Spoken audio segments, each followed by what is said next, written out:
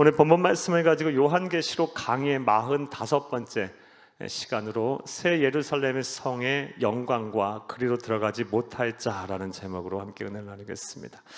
제목이 좀 깁니다. 함께 따라해 보시겠습니다. 새 예루살렘의 성의 영광과 그리로 들어가지 못할 자. 네, 다시 한번 따라합니다. 새 예루살렘 성의 영광과 그리로 들어가지 못할 자. 네, 고맙습니다. 지난 시간에 대한 말씀 먼저 간단하게 정리하고 오늘 우리의 본문 말씀을 강해를 하겠습니다. 지난 시간 요한계시록 21장 9절부터 21절까지의 우리 말씀을 보았는데, 새 하늘과 새 땅에 있는 이 새 예루살렘의 성의 모습에 대해서 우리가 그 계시의 말씀에 대해서 보았습니다. 즉 천국에 가서 우리가 살 것인 새 예루살렘의 성의 모습, 이 외형의 모습을 우리가 보았습니다. 새 예루살렘의 성의 모습, 그 환상 가운데 우리에게 주신 이 계시의 말씀 어떠했습니까? 아주 크고 아주 높은 성곽으로 이루어져 있었습니다. 크고 높은 성곽으로 이루어졌다는 것은 그것이 우리의 참된 피난처요, 안식처요, 우리가 쉴 곳이라는 것을 의미합니다. 천국에 무슨 도둑이 있겠어요? 무슨 적이 있겠어요? 왜 그런 큰 성과 큰 성문과 그런 큰 성곽이 필요하겠어요? 다 상징적인 의미예요. 그것이 정말 우리의 안식처, 우리의 피난처, 우리의 참된 쉴 곳임을 상징하는 것임을 믿으시기를 간절히 주의 이름으로 축복합니다. 그 새 예루살렘의 성에는요 12문과 12기초석이 있었어요. 12문에는 구약의 하나님의 백성을 상징하는 그 대표자들인 12지파의 이름이 기록이 되어 있었고, 12기초석에는 신약의 하나님의 백성들을 대표하는 성도의 이름인 12사도의 이름이 기록이 되어 있어요. 즉 12문, 12기초석에 구약의 12지파와 신약의 12사도의 이름이 기록되어 있다는 것은 그 천국 새 예루살렘의 성이 누가 들어간다는 거예요. 누가 살게 된다는 거예요. 예수를 그리스도 믿는 하나님의 백성들이 사는 곳임을 상징하는 것임을 믿으시기를 간절히 또한 주의 이름으로 축복합니다. 그곳에 살 자는요 하나님의 백성들, 예수를 그리스도로 믿어 하나님의 자녀된 자들만이 사는 곳이에요. 특별히 12문은 동서남북으로 3개씩 뚫려 있었어요.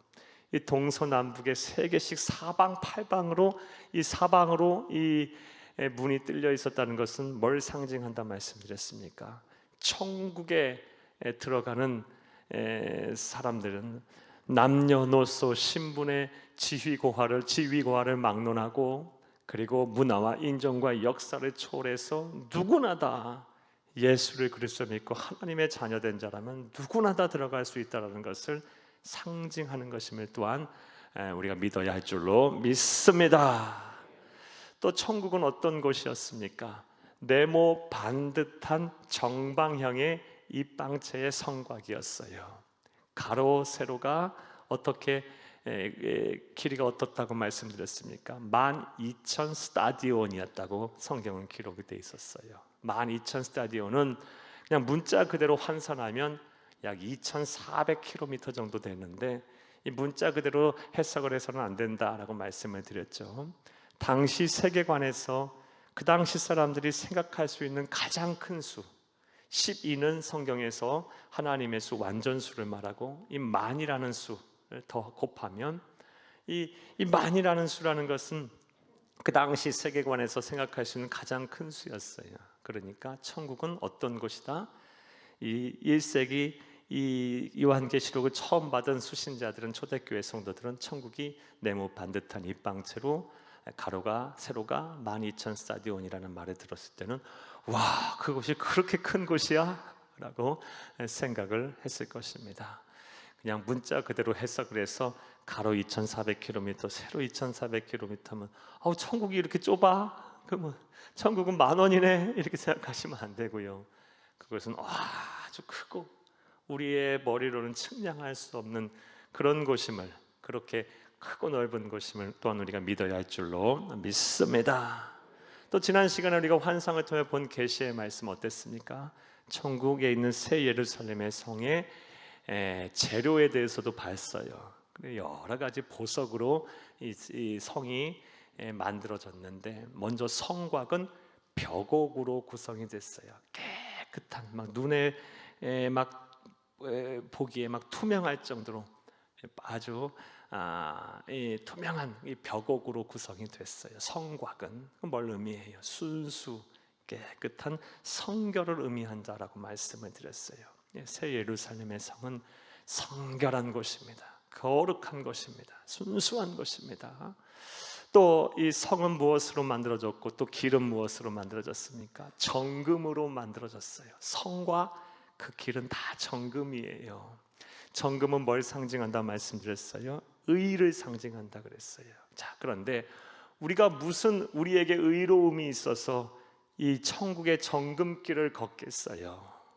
우리에게 무슨 선한 것이 있어서 우리가 이 정금으로 만들어진 의를 상징하는 예루살렘의 성에 들어가 그 정금길을 걷겠습니까? 우리의 의로는 불가능한 거예요.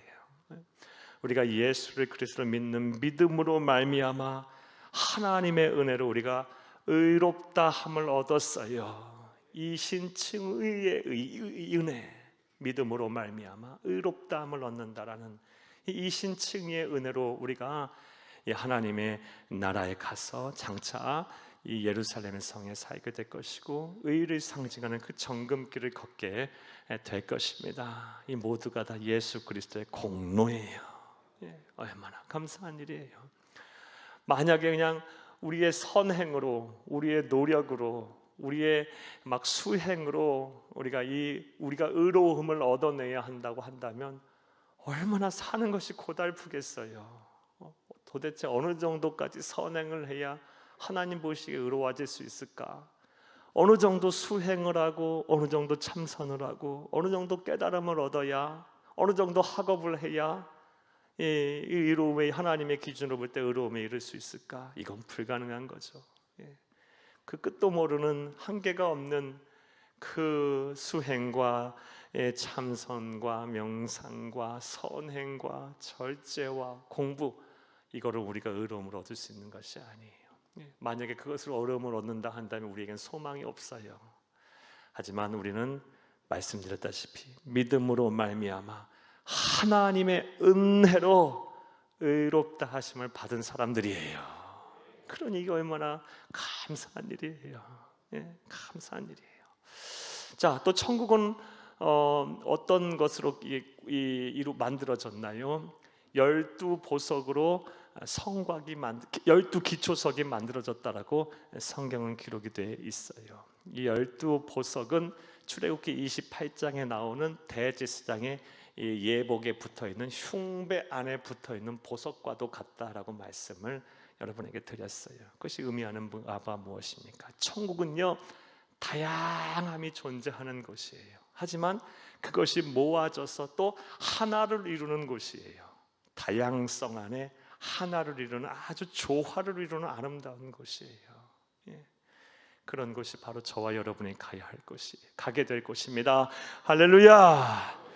무엇보다 12문들은 무엇으로 만들어졌다고요? 커다란 한 진주로 만들어졌어요. 진주가 뭘 상징합니까? 고난을 상징해요. 고난. 우리가 진주를 그냥 흔히 보면, 쉽게 보면 그냥 아름다운 보석이죠. 하지만 이 조개 입장으로 생각을 해보면 그 진주 하나 만들어내기 위해서 조개는 얼마나 고생을 해야 하는지 몰라요. 이 모래가 이 조개 관 속에 들어오게 되면 그거를 얼마나 막 몸이 까끌까끌하고 힘들겠어요. 그래서 그것을 좀 이렇게 좀 완화시키고자, 완충하고자 막 타액을 분비해서 모래를 자꾸 감싸고 둥글게 말고 그래서 진주가 오랜 시간 동안 이제 탄생하는 거죠. 진주는요, 오랜 시간 동안 인내와 고난을 상징해요. 즉, 이 천국의 12문이 진주로 만들어졌다라는 것은 예수 그리스도의 십자가의 고난에 동참하지 않는 자는 그 자리에 들어갈 수가, 그 성에 들어갈 수가 없다라는 것을 의미한다라고 말씀드렸어요. 사랑하는 여러분, 예수 그리스도의 십자가의 길, 이게 바로 구원의 길이거든요. 우리가 천국에 가는 길이에요. 이 길은 결코 쉬운 길이 아니에요. 좁은 문, 좁은 길이고요, 정말 가시밭길이에요. 세상에는 참 유혹이 많아요. 그리고 얼마나 우리를 넘어뜨리게 하는 것, 환경적인 요인들이 많은지 몰라요. 또 악한 사람들도 많아요. 그런 것들, 사람들, 그런 사건들, 그런 상황들을 다 물리치고 끝까지 예수 그리스도가 걸어간 그 십자가의 길을 우리가 걸어가야 돼요. 그 고난의 길을 함께 걸어가야 돼요. 우리 주님과 함께. 그래서 하나님 나라에 꼭 이뤄야 될 줄로 믿습니다. 그러니까 지난 시간에 대한 말씀이었고요, 오늘도 그 말씀 뒤에 이어서 오늘은 이제 21장 22절부터 27절까지의 말씀을 강의하겠어요. 역시 오늘 또한 새 예루살렘의 성에 대한 더 보충적인 설명입니다. 오늘도 한 절 한 절 읽어가면서 하나님이 우리에게 주시는 이 계시의 말씀 속에서 영적 진리를 찾으며 은혜를 나누겠습니다. 큰 은혜의 시간 되기를 간절히 주의 이름으로 축복합니다. 축복합니다.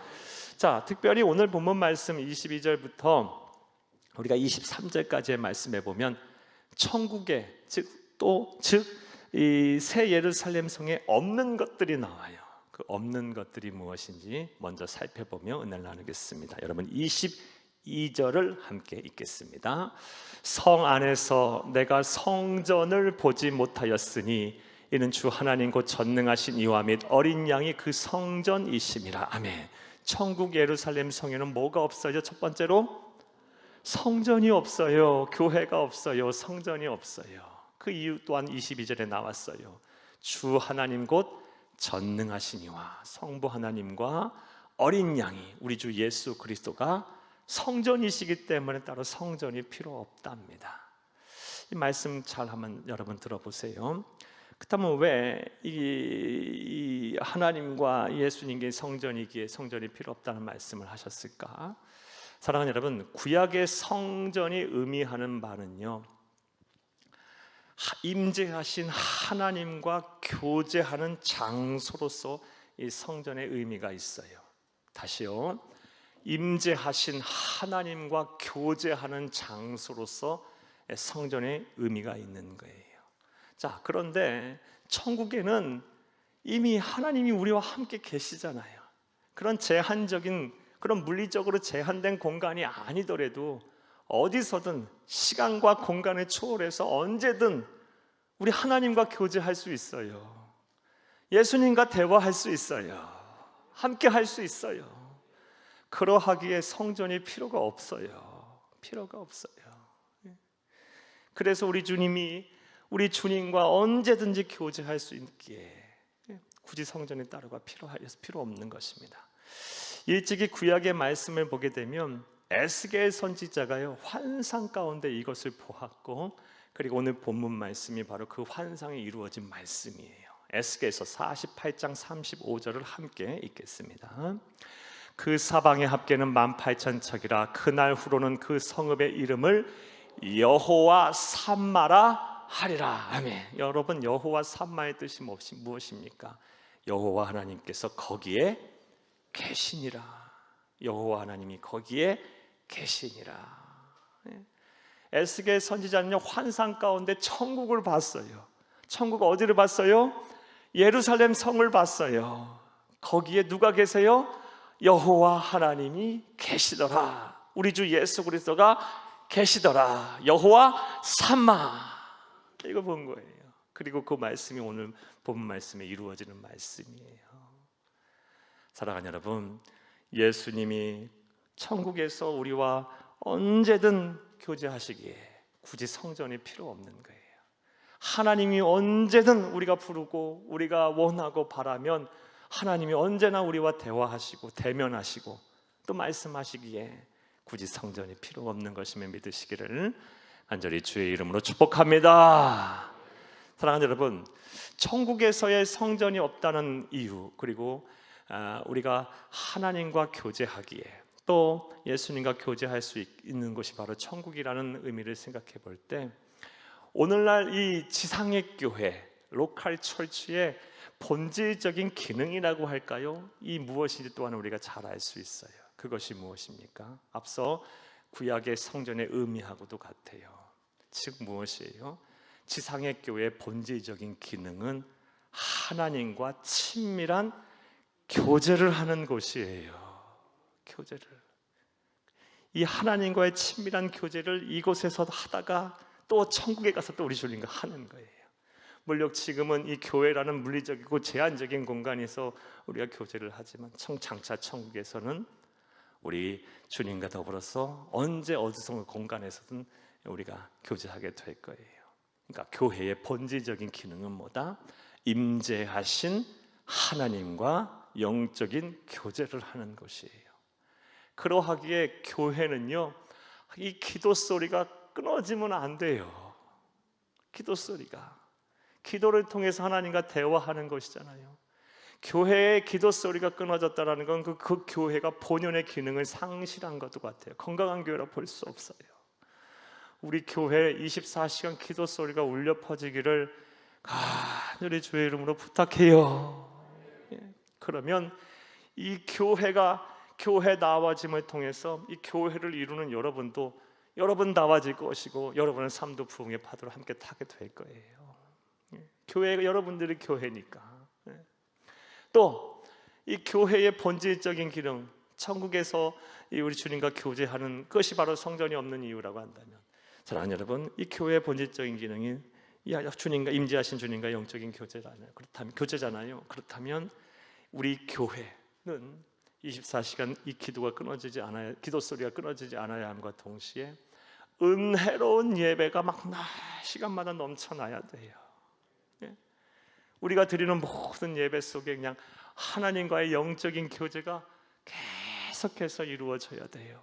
말씀을 통해서 이루어지고 찬양을 통해서 이루어지고 막 기도를 통해서 또 우리 성도들 간의 교제를 통해서 막 이루어지고, 무엇보다 이 말씀 선포를 통해서 막 하나님의 음성이 들려지는 역사가 우리 교회 가운데 있어야 할 줄로 믿습니다. 믿습니다.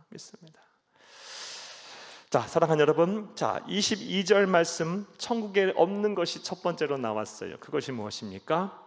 성전이 없어요. 왜요? 하나님이, 예수님이 성전이 되시기에. 성전의 본질적인 기능은 뭐다? 임재하신 하나님과 교제하는 것인데, 물리적인 제한적인 공간 없어도 언제 어디든 천국에서는 하나님과 교제하고 예수님과 대화하고 교제할 수 있기에 굳이 성전이 없는 것입니다. 자, 되셨습니까? 자, 이제 23절을 보겠습니다. 23절 함께 읽겠습니다. 그 성은 해나 달의 비침이 쓸데없으니 이는 하나님의 영광이 비치고 어린 양이 그 등불이 되심이라. 아멘. 23절에 또 천국에 없는 게 또 두 번째로 나왔어요. 그것이 무엇입니까? 해나 달의 비침이 없어요. 다른 발광체가 필요 없어요. 에너지원이 필요 없어요. 왜요? 23절에 다시 한번 보여주세요. 그 이유 또한 나왔어요. 함께 읽겠습니다. 그 성은 해와 달의 비침이 쓸데없으니 이는 하나님의 영광이 비치고 어린 양이 뭐가 돼요? 그 등불이 되시기에요. 우리 주님의 영광이, 하나님의 영광이 천국 온 예루살렘 성에 가득하고 우리 주님이 등불이 되세요. 등불이. 그러하기에 해와 달이 없어요. 그 어떤 발광체도 없어요. 우리가 지금 여러분 여러 차례 말씀드리지만 요한계시록은 묵시문학이에요. 계시문학이고요. 또 상징적인 그림 언어로 많이 쓰여 있어요. 우리가 이 하나님의 말씀을 보면서 여러분 머리로 잘게 그려보세요. 제가 여러 차례 또 여러분에게도 말씀드렸다시피 저는 이 천국에 대한 메시지를 선포하는 게 솔직히 좀 두려워요. 왜냐? 제 짧은 언변으로 이 아름다운 천국을 어떻게 소개할까? 이 두려움이 있어요. 말로 표현할 수 없는 곳이거든요. 정말로. 여러분, 하지만 부족하지만 제가 잘 설명할 때 머리로 잘게 그려보세요. 해와 달이 없는 곳이에요. 우리 주님의 영광이 천국 예루살렘 성에 가득할 것이고 우리 예수님이 등불이 되실 거예요.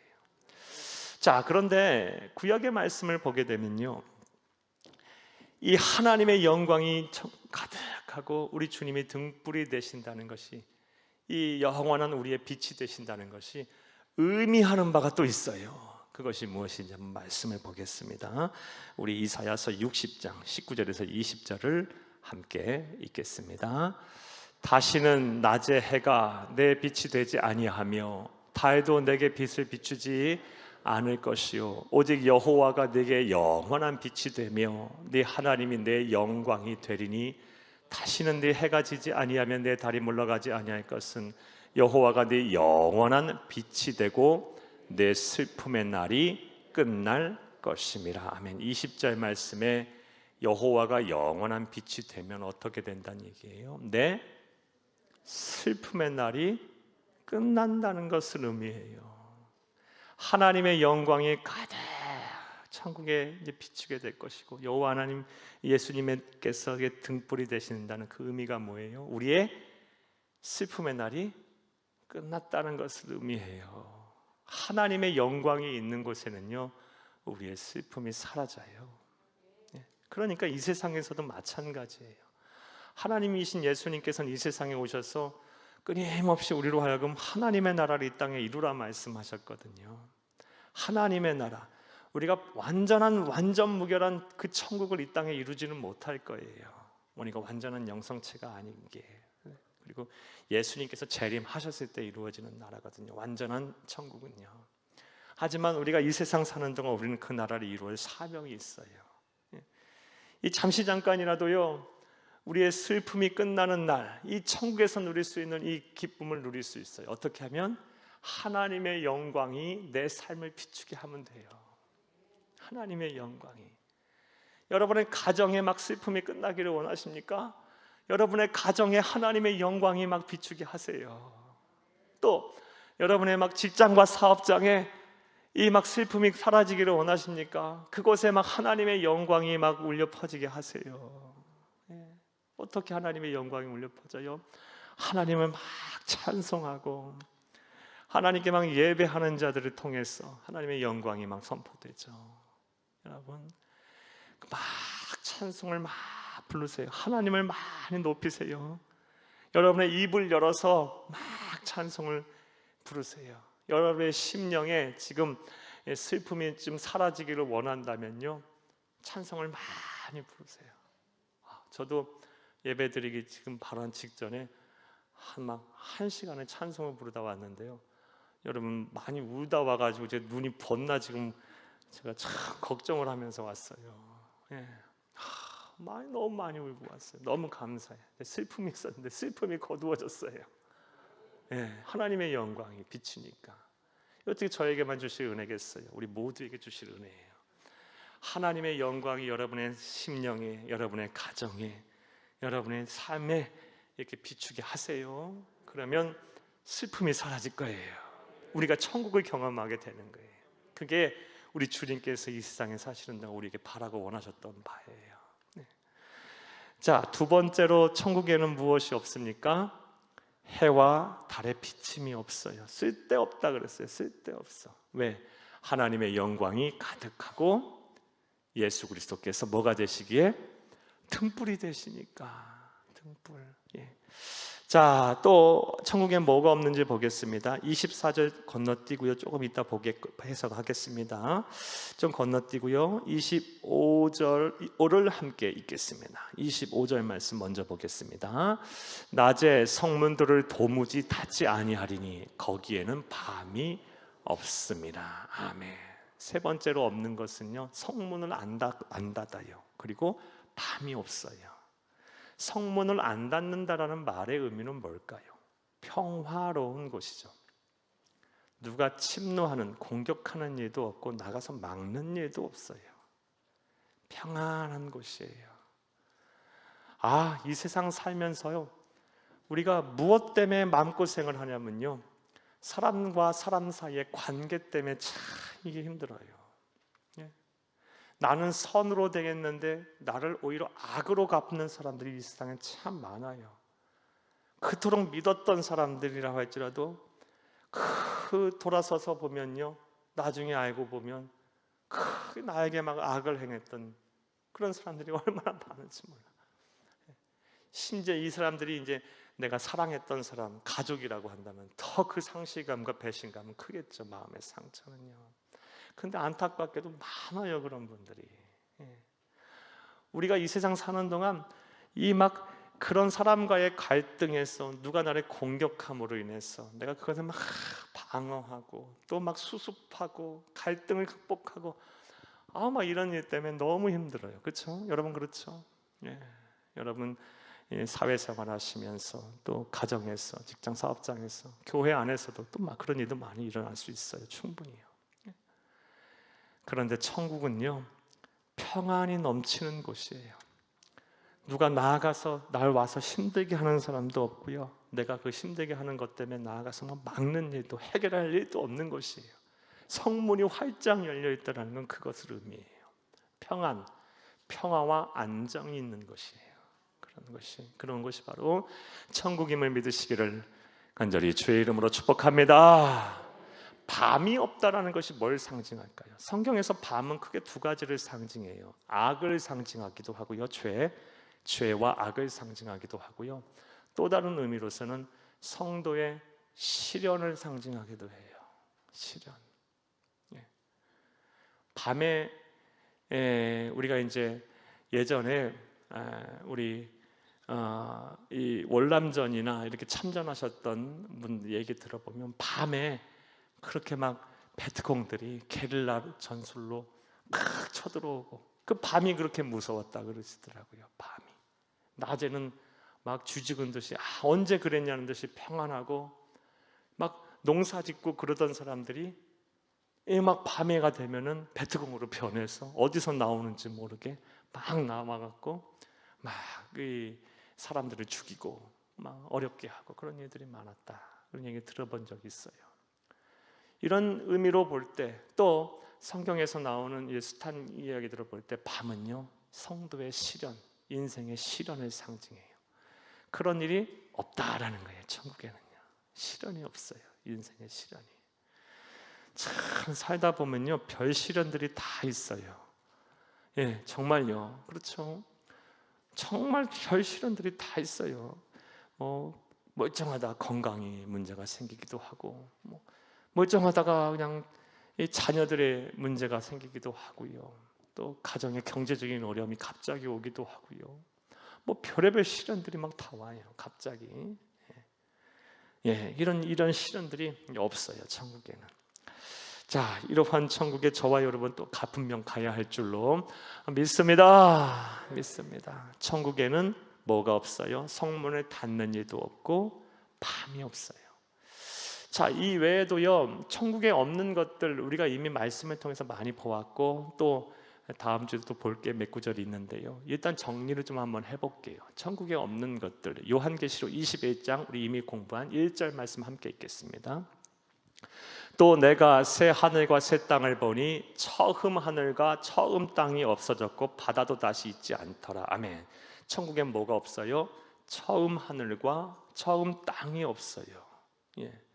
그러니까 여러분 이 말씀 설명하면서 제가 갱신설 이런 신학적인 용어도 여러분에게 말씀을 드렸죠. 완전하게 하나님께서 다시 창조하시는 것이 아니고 이 세상을 완전히 다시 새롭게 갱신을 하시는 거예요.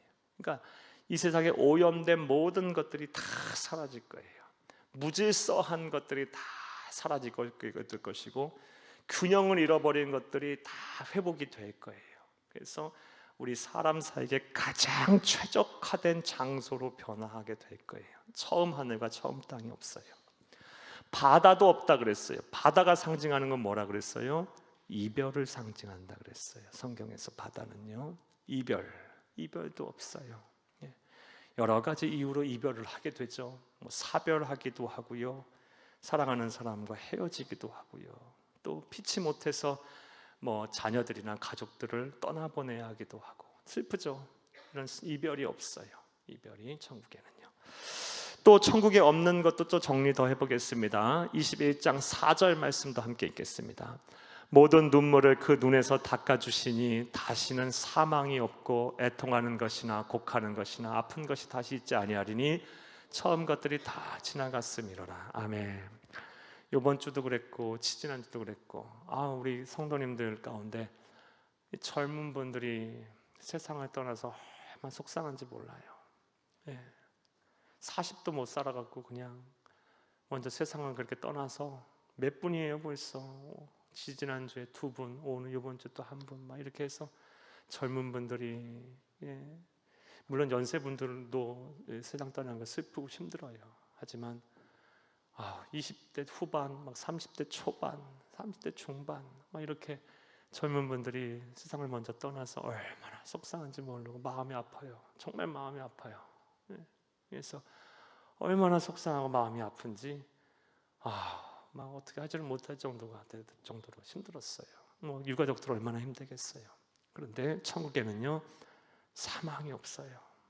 사망이 없어요. 그리고 그곳에는요 애통하는 것이 없어요. 애통은 언제 해요? 슬플 애자 통곡할 통자잖아요. 슬프고서 통곡할 일이 있을 때 하는 거예요. 막 억울한 일을 당하고 막 오해를 당하고 막 힘든 일을 겪고 막 극심하게 외로워지고 막 두려움 속에 놓이고 막 이럴 때 애통하는 거죠. 막 원통하고 분통할 일이 생기고 막 이런 일이 생겼을 때 애통하게 되는데 그런 일조차가 없어요. 곡하는 것이나 곡은 우는 거죠. 슬피 우는 걸 말하고요. 그리고 아픈 것이 다시 없어요. 이것만 없어도 정말 우리 왜 이렇게 환우들도 많은지. 아픈 것이 없어요. 더 이상 아픈 것이 없을 거예요. 그곳에는요 가장 아름다운 모습으로, 완전한 모습으로, 그리고 가장 아름다운 모습으로, 특별히 우리가 지금 보고 있는 시점에서는 이 백보자의 심판이 끝난 이후잖아요. 완전히 영육이, 완전히 부활한 영성체의 몸으로 새 예루살렘 성에 지금 거하는 거잖아요. 이 시점에서의 천국은요, 새 예루살렘 성국은 천국도 3가지 종류 있다는 말씀드렸죠. 성경에 나오는 종류에 이 마지막 3번째 종말론적 천국을 지금 말하고 있거든요. 그러니까 완전히 영과 육이 부활한 영성체로서 이곳에 지금 있는 것이기에 가장 완전하고 건강하고 아름다운 모습으로, 아마도 성경에 나와 있지는 않지만요 저는 확신해요. 우리 자신의 모습을 보고도 막 놀랄 것 같아요. 너무 잘생겨서, 너무 예뻐서. 솔직히 전에 이 천국에 대해서 이런 얘기를 했더니 우리 청년 하나가 그래요. 목사님, 저는 지금도 안 예쁜데 천국에서도 안 예쁘면 어떡하죠? 그래요. 그건 중요한 게 아니야. 가장 아름다운 모습으로 변화한다 그랬으니까 하나님은 어떤 식으로든가 우리를 가장 아름다운 모습으로 변화시켜 놓으실 거예요. 이해가 안 될 정도로 우리 스스로를 보면서 막 놀랄 거예요. 아마 성경에 나오는 말씀은 아니에요. 근데 정황상 그러지 않을까 싶어요. 자, 또 천국에 없는 것들 보겠습니다. 요한계시록 21장 8절 역시 말씀 보았습니다. 함께 읽겠습니다. 그러나 두려워하는 자들과 믿지 아니하는 자들과 흉악한 자들과 살인하는 자들과 음행하는 자들과 점술가들과 우상 숭배자들과 거짓말하는 자들은, 모든 자들은 불과 유황으로 타는 못에 던져지는 이것이 둘째 사망이라. 이런 사람들은 천국에 없어요. 천국에 없어요. 더 설명 안 하겠습니다. 이 말씀은요. 자, 그리고 또 천국에 없는 것 보겠습니다. 요한계시록 22장 5절, 다음 주에 볼 말씀 먼저 좀 보겠습니다. 다시 저주가 없으며 하나님과 그 어린 양의 보좌가 그 가운데 있으리니 그의 종들이 그를 섬기며. 아멘. 창세기 3장 말씀에 아담과 하와, 인류의 시조 아담과 하와가 하나님의 말씀에 불순종하는 죄를 짐으로 말미암아 하나님의 저주가 임했어요. 저주가, 인간에게 죄가 들어옴으로 인해서 사망이라는 저주가 임한 거예요. 그러니까 우리가 원죄 아래에 있다라는 거, 우리가 이 죄인이라는 증거, 우리가 이런 흔히 전도 현장에서 이런 말 하기 쉽죠. 우리 아담과 하와가 선악과를 따먹었지 내가 따먹었나? 내가 왜 원죄가 있다 그래?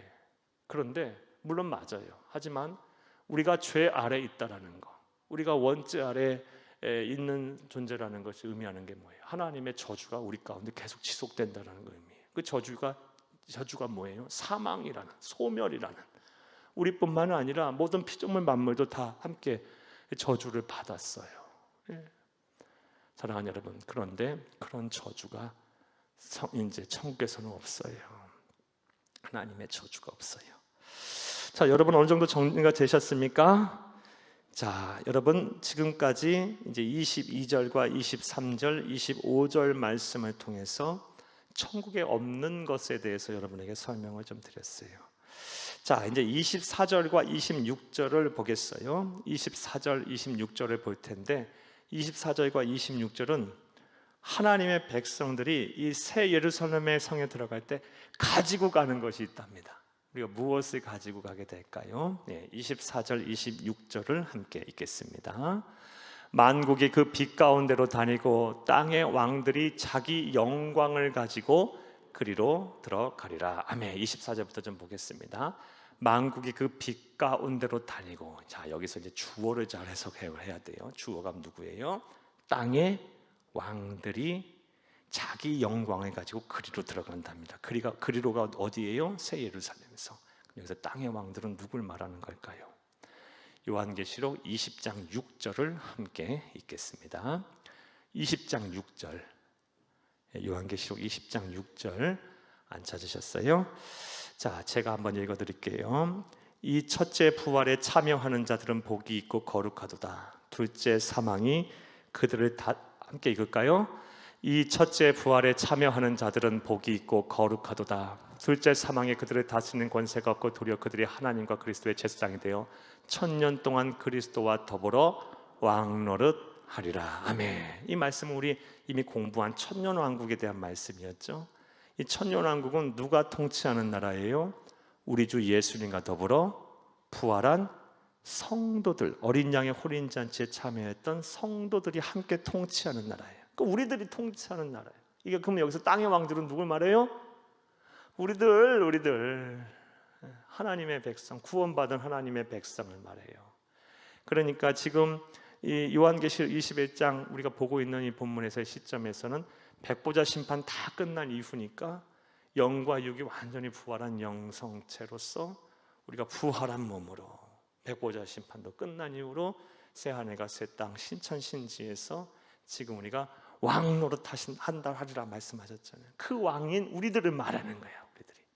자, 그런데 우리들이 천국으로 들어갈 때 뭘 가지고 들어간답니까? 이게 또 중요하죠. 땅의 왕들은 해석이 됐죠? 자, 이제 24절 말씀 다시 한번 보겠어요. 24절, 이게 중요해요. 만국이 그 빛 가운데 다니고 땅의 왕들이 자기 영광을 가지고 그리로 들어가리라. 아멘. 땅의 왕들은 구원받은 하나님의 백성, 천년왕국에서 세스트로 우리 주님과 더불어 왕노릇하는 우리들을 말한다 그랬고, 새 예루살렘에 들어갈 때 자기 영광을 가지고 들어간대요. 이것을 26절에서는 다음같이 표현하고 있어요. 26절도 함께 읽겠어요.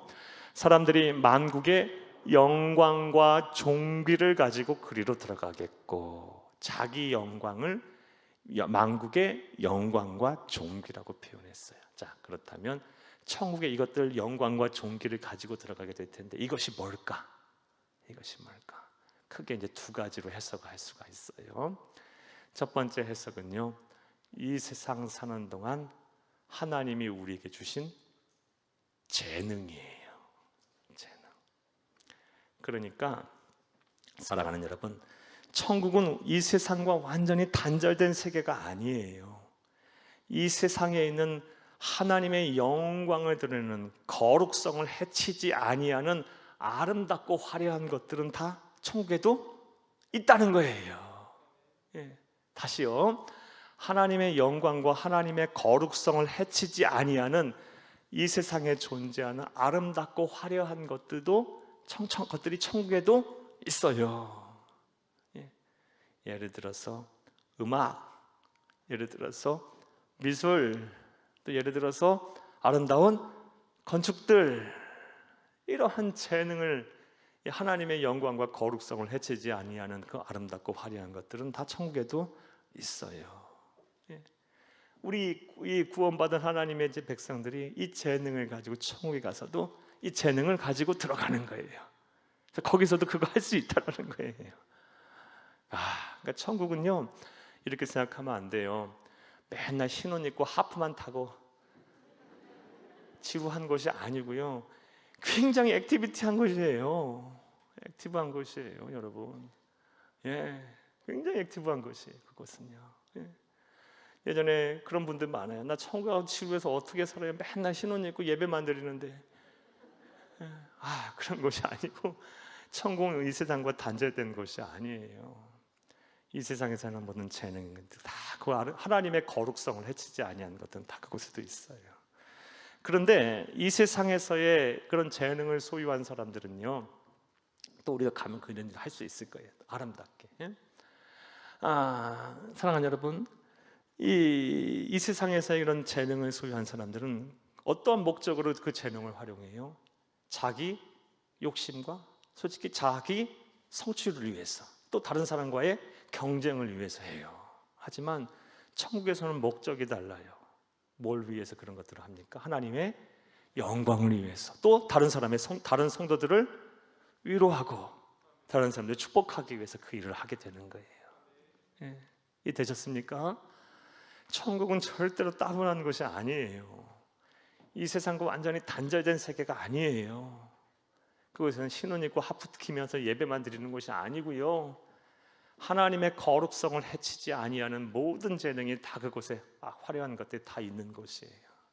예. 죄와 악과 하나님의 거룩성과 영광을 가리는 이것이 아닌 밝고 화려한 모든 아주 익사이팅하고 흥분된 것들이 다 거기에 있을 거예요.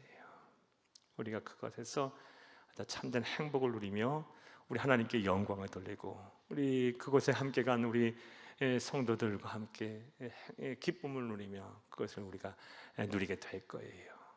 그것을 우리가 바라보는 저와 여러분이 되어야 할 줄로 믿습니다.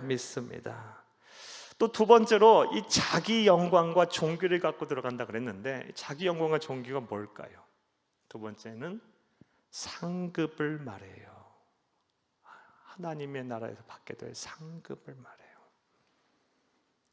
이 상급, 분명히 상급이 주어질 거예요. 그 상급이 어떤 식으로 주어질지 모르겠어요. 예전에 이 상급에 관한 말씀을 들었더니 한 청년이 저에게 이런 질문을 해요. 목사님, 천국에는 누구나 다 행복을 누리는 곳이 있다고 말씀하셨는데, 누구는 큰 상급을 받고 누구는 작은 상급을 받으면 그곳에서도 빈부의 차이가 있네요. 불평등한 사회네요. 이래요. 네. 여러분 어떻게 생각해요? 여러분, 하나님께서 안 알려주셔서 모르겠어요. 하지만 알려주신 건 분명한 거예요. 있어요. 천국은 아주 누구나 다 행복을 누리는 사회라고 말씀하셨고, 또 하나는 분명히 상급이 있다라고 말씀하셨어요. 그럼 우리가 알 수 있는 건 뭐예요? 우리 아는 것만 믿는 거예요. 하나님은요, 우리의 머리를, 우리의 지성, 이성을 초월하는 분이세요. 우리가 도저히 알 수 없고 이해할 수 없고 측량할 수 없는 방법으로 이 두 가지의 기가 막힌 딜레마를 해결하실 거예요. 여러분, 그러니까 하라는 거 하면 되는 거예요. 뭐 하라 그랬어요? 마태복음 6장 9절 20절 말씀에 너희 보화를 어디에 쌓아두라? 하늘에 쌓아두라 그랬으면 쌓아두면 되는 거예요. 그게 하늘 상급을 받는 거예요. 그러면 기가 막힌 방법으로 우리의 모습을, 이 머리로는 도저히 이해 안 되는 방법으로, 지금 상황에서 이해 안 되는 방법으로 이 상급의 문제와 이 행복의 문제를 해결하실 거예요. 네, 방법을 우리는 몰라요. 하나님이 안 알려줘서 몰라요. 하지만 분명한 사실은 그렇게 하실 수 있는 분이에요. 예, 우리의 머리로 따라갈 수 없는 분이에요. 예, 도저히 측량할 수 없는 그런 지성을 갖고 계신 분이에요. 이성을 갖고 계신 분이에요. 그런 경륜을 갖고 계신 분입니다. 자, 정리를 해볼게요. 우리가 이제 천국에 들어갈 때 분명 말씀하셨어요. 24절 다시 한번 읽어볼게요. 24절 중요하네요. 다시 한번 읽어볼게요. 24절, 오늘 본문 24절 다시 한번 보여주세요. 예, 본문 24절입니다. 예, 제가 읽겠습니다. 만국이 그 빛, 함께 읽겠습니다. 만국이 그 빛 가운데로 다니고 땅의 왕들이 자기 영광을 가지고 그리로 들어가리라 말씀하셨어요. 그리로 들어가리라. 그러면 말씀됐다시피 이 세상 사는 동안 우리가 했던 하나님이 주신 여러 가지 재능과 은사들, 그리고 우리가 장차 받게 될 하나님의 나라에서 받게 될 상급, 이것을 갖고 천국에 간다고 한다면 우리가 이 세상 사는 동안 뭘 해야 지혜로운 성도일까요? 먼저는 우리가 하는 모든 재능과 은사를 가지고 하나님께 영광을 돌리는 삶을 이 세상에서도 살아야겠죠. 이미 우리에게 이런 말씀을 주셨어요. 고린도전서 10장 31절 함께 읽겠습니다. 그런즉 너희가 먹든지 마시든지 무엇을 하든지 다 하나님의 영광을 위해서 하라. 이런 삶을 사는 거예요. 우리의 재능과 우리의 은사를 가지고 하나님께 막 영광을 돌리는 삶을 살다가 하나님의 나라 가서도 역시 그 일을 하면 되는 거예요. 자기 만족, 자기 성취, 물론 이 세상 사는 동안 이거 없어 살 수는 없어요. 하지만 자꾸 우리가 이 삶의 수많은 선택과 결정을 해야 할 때 하나님의 나라, 하나님의 의를 위해서 우선순위를 앞에 두어야 할 때 내 재능과 내 은사와 내게 주신 것을 자꾸 하나님의 영광 쪽으로 자꾸 두게 되는 삶을 살면 그게 하나님의 영광을 돌리는 거죠. 우리가 이 세상 사는 동안 어떻게 세상 걱정 안 하고 살아요? 또 자기 성취, 자기 만족 없이 살 수 있어요? 이거 없이 살 수는 없는 거예요. 인간의 이게 본성이거든요. 이거 없이 어떻게, 이걸 부정해버리면 우리가 다 천사인가요? 안 되는 거예요. 하지만 그런 가운데서 하나님께서 하나님의 나라와 먼저 그 의를 구하라 그랬으니 자꾸 선택과 결정을 해야 할 때는 그곳을 향해 가는 거예요. 그러면서 하나님께 영광을 돌리는 삶을 사는 거예요. 그러면 그게 바로 이제 하나님이 기뻐하시는 삶이고 이 세상에서도 천국을 경험하는 삶이죠. 또 우리가 천국에는 결국 내 주시는 재능과 은사와 더불어서 또 내 상급을 가지고 들어간다고 말씀하셨으니 우리가 이 세상 사는 동안 뭘 하는 것이 옳겠어요? 아까 우리 읽은 말씀, 우리 예수님의 말씀 보겠습니다. 마태복음 6장 20절 함께 읽겠습니다. 오직 너희를 위하여 보물을 하늘에 쌓아두라. 거기는 좀이나 동록이 해하지 못하며 도둑이 구멍을 뚫지도 못하고 도둑질도 못하느니라. 아멘. 우리의 은행 잔고를 고민할 것이 아니고, 여러분, 하나님의 백성은요, 우리의 시민권은 하늘에 있다 그랬잖아요. 빌립보서 3장 말씀에.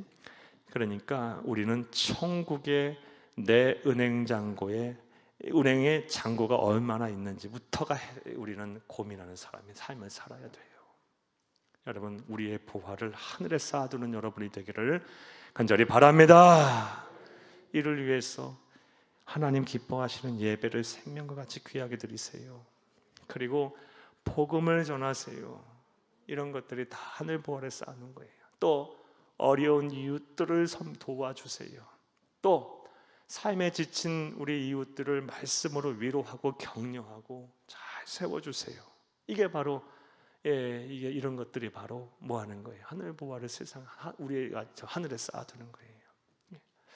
이런 은혜와 실천이 또 주의 몸된 교회를 잘 섬기세요. 이게 이 어려운 소자, 작은 소자에게 하는 것이 나에게 하는 거라고 말씀하셨고, 또 주의 몸된 교회는 주의 몸이시잖아요. 그러니까 이런 것들이 다 하늘 부활을 하늘에 쌓아두는 것 같아요. 자, 여러분 24, 26절 되셨습니까? 자, 이제 27절 말씀을 보겠습니다. 이제 27절 말씀은 그런 새 예루살렘 성에 들어가지 못할 자의 세 부류의 사람들이 나옵니다. 우리 보겠습니다. 그래 어려운 말씀 아닙니다. 함께 봅니다. 27절입니다. 무엇이든지 속된 것이나 가증한 일 또는 거짓말하는 자는 결코 그리로 들어가지 못하되 오직 어린 양의 생명책에 기록된 자들만 들어가리라. 아멘. 먼저 들어갈 자격을 갖춘 자는 어린 양의 생명책에 기록된 자만이 갈 수 있다 그래요. 이건 우리 수도 없이 많이 봤죠. 예수를 그리스도 믿는 믿음을 갖게 되면 사망에서 생명으로, 와, 우리의 예수를 그리스도로 믿은 순간 우리의 우리의 이름이 그 하나님의 보좌에 있는 생명책에 기록이 되는 거예요. 그 위대한 일들이 막 일어나는 거예요. 여러분, 그런데 여러분, 우리의 믿음을 끝까지 잘 지켜야 한다 그랬죠. 이 끝까지 지키지 못해서 이 생명책의 이름이 막 희미해지거나 사라질 수 있어요. 하나님 나라 가는 그날까지 믿음은 잘 지켜서 우리의 이름이 반드시 생명책에 기록이 돼야 되겠어요. 자, 그런데 27절 말씀에 보면 새 예루살렘에 들어갈 자격이 안 되는 사람에 대한 말이 나와요. 누군지 나와요. 먼저 27절 말씀 다시 한번 좀 볼까요? 27절, 무엇이든지 속된 것이나, 그 다음에 두 번째로 가증한 일이나 또는 거짓말하는 자, 이 세 가지의 부류의 사람은 새 예루살렘에 들어갈 수 없다고 말하고 있어요. 먼저 속된 것을 행하는 자는 누구를 말할까요? 여기서 속된 자는요, 이게 세상 속, 이 풍속 속할 때 이 그 속자예요, 이 자가. 그러니까 복음을 받아들이지 하지 않고 계속 이 세상과 짝하여 살려고 하는 사람들을 말해요.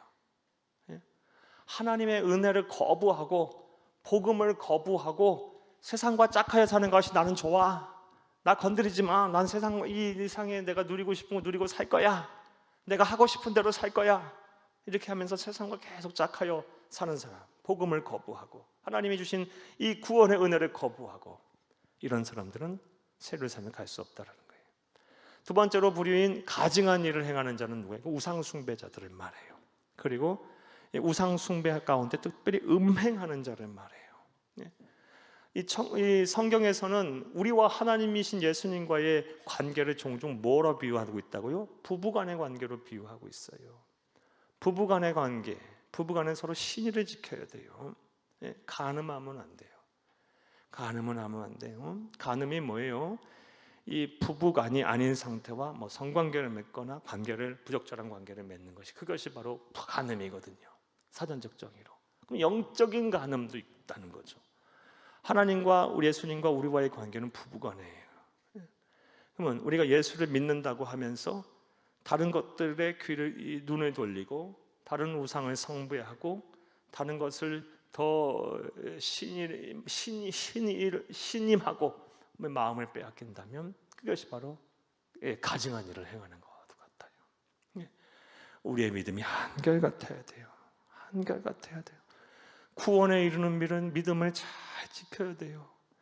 세상에 이제 말세로 가면 갈수록 더욱 우리를 유혹하는 유혹의 영들, 악한 영들의 공격이 더 심해질 거예요. 이단과 사이비들, 아까 우리 저 호메시 지역에 신방하고 오는데 우리 전사님이 그래요. 저 하나님의 성이 교회 있잖아요. 하나님 이단, 거기는요 전도를 하는데 정말 예쁘게 손편지를 써준대요. 이단대도 그렇게 손편지를 써주는데 우리는 뭐 하고 있는 거지? 그만큼 관심을 갖는다는 거 아니야. 청성을 들여서 가증한 일을 행하는 얘들도 그렇게 하는데, 내가 하나님 죄송해요 그러면서 왔어요. 마음속으로. 가증한 일을 행하는 사람은 그렇게 이단들의 공격이 더 많아지는데, 그 사람들이 다 포함하죠. 그들은 새 예루살렘에 갈 수 없다 그랬어요. 그리고 거짓말하는 자, 여기서 거짓말하는 자는요, 우리가 거짓말하면 다 천국 못 가요? 이건 아니에요. 여기서 거짓말하는 자는 거짓 선지자들을 말해요. 복음을 왜곡하는 자, 이단과 사설을 설포하는 자, 하나님의 말씀을 거짓되게 전하는 자들 말해요. 그럼 거짓말만 했다고 우리 다 천국 못 가면 우리 아무도 못 가요. 예수를 그래서 믿는 믿음을 갖고 우리가 때로는 나의 모습이 왜 이럴까 하지만 또 회개하고 또 후회하고 내 거짓된 것을 하나님 앞에 고하고 또 하나님의 의로운 옷을 입고 하나님 내 나약함을 하나님 앞에 인정하고 드러내 보이고 이렇게 하는 거지. 거짓말하는 자는 여기 쓰여있다고 해서 난 거짓말해서 천국 못 간다 이렇게 생각하면 안 돼요. 이건 거짓 선지자들을 말해요. 사랑하는 여러분, 이 말씀을 보면서 이렇게 이제 말세가 되면 될수록 하나님의 심판의 때가 가까우면 갈수록 이 속된 것이나 가증한 일이나 거짓말하는 자들이 넘쳐나게 될 텐데, 우리 그리스도인이 어떤 스탠스를 갖고 살아야 할지, 또 우리가 하나님의 나라 가는 그날까지 반드시 우리 개인들마다 개인의 종말이 올 텐데, 예수님 재림하시지 않는다면 그때까지 우리가 어떤 스탠스를 갖고 살아야 될지는 고민을 이제 해야겠죠. 어떻게 보면 오늘 말씀의 결론과도 같아요. 우리가 어떻게 살아야 할까요? 우리 이사야서 52장 1절을 읽으면서 이 말씀 결론 한번 맺어봅시다. 시온이여 깰지어다 깰지어다 내 힘을 낼지어다. 거룩한 성 예루살렘이여 네 아름다운 옷을 입을지어다. 이제부터 할례받지 아니한 자와 부정한 자가 다시는 내게로 들어옴이 없을지어다. 것이니라. 아멘. 여기 보면요, 시온이여 깨지어다 깨지어다 내 힘을 낼지어다. 거룩한 성 예루살렘이여 네 아름다운 옷을 입을지어다. 시온과 거룩한 성은요, 하나님의 백성들을 말해요. 하나님의 백성들 뭐 하라는 거예요? 깨어라 깨지어다 깨지어다. 힘을 내라 힘을 내라. 뭐 하기 위해서 힘을 내요? 아름다운 옷을 입어서 힘을 내라. 거룩하고 아름다운 옷을 입어서 힘을 내라. 뭐예요? 끝까지 믿음 지키고 성결한 하나님의 백성으로 여러분 힘을 내세요. 아름다운 옷을 끝까지 거룩한 옷을 입도록 여러분 끝까지 힘을 내세요. 끝까지 깨어 계세요. 여러분 세상에 어떻게 돌아가든, 여러분 어떤 사람들이 나타나든, 그리고 어떤 일들로 여러분을 유혹하고 어떠한 사건 사고로 어떠한 상황적인 일로 인해서 여러분의 믿음을 흔들든 그것으로 인해 여러분의 믿음이 좌초되지 않기를 바라요. 영적인 침체에 빠지지 않기를 바라요. 여러분의 성결성이 사라지지 않기를 바랍니다. 끝까지 그런 건 그거대도 정말 때로는 이해할 수 없는 일이 내게 생겨도 그것으로 인하여 감사하고 나는 내 믿음을 또 지키는 거예요. 왜 이런 일들이 일어날까? 하지만 분명한 사실은 그럼에도 불구하고 하나님은 옳다. 신정론. 하나님은 그럼에도 불구하고 옳다. 도대체 내 머리로는 이해 안 되지만, 도대체 내 지금 상황적인 증거로는 도대체 받아들일 수 없지만, 그럼에도 불구하고 하나님은 옳다. 이걸 그냥 어금니를 깨물고라도 내 믿음을 지키는 거예요. 힘을 내는 거예요. 끝까지 믿음 지키고 거룩하고 아름다운 옷을 반드시 입으시기를 간절히 주의 이름으로 축복합니다. 새 예루살렘 성에 가야지.